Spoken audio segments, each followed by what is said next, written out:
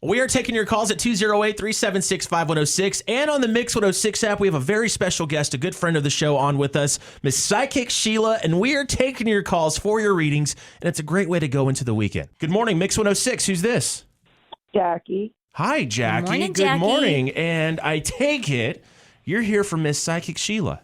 I sure am. Absolutely. I see. I'm picking up on the energy there. I'm digging it. Chris I knew he'd get the He's flow. very intuitive. I love it. I know he Okay. is. All right, sweetheart. Do you have a question or you just want me to wing it? I have, every time I talk, I there's a lot jumbling in my head, so why don't you just wing it?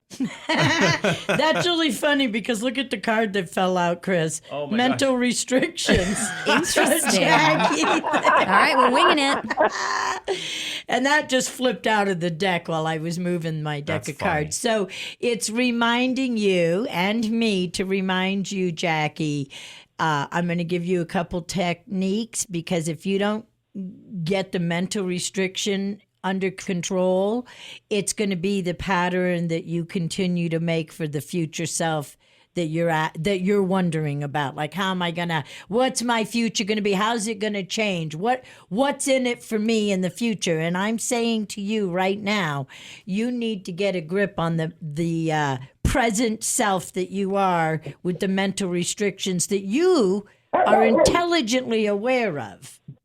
Okay? Amen. Okay. Wow. Now, She said amen. now That was affirming. this is what I want you to do, because what's happening, sweetheart, innocently, it's when you're around friends and family and people, so you intuitively, empathically are picking up their energy, and then your protective mode that you've gotten used to doing is to project it back out, whatever it is, whether it's positive or negative. Now, what you need to learn is to start separating yourself emotionally from their experiences if they're talking about what they're going through, because it's not yours, it's theirs. So first of all, you have to recognize it. Secondly, start learning to use your breathing technique. I actually did it on the way here, kids. I started pulling breath through my nose and blowing it out of my mouth so that I was getting my energy field ready for all of you. Oh.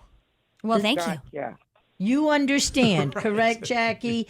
It helps I with your do. mental restrictions, sweetheart. And what you're saying about the energy, absolutely, that I pick up from family and friends, and that is a big issue currently.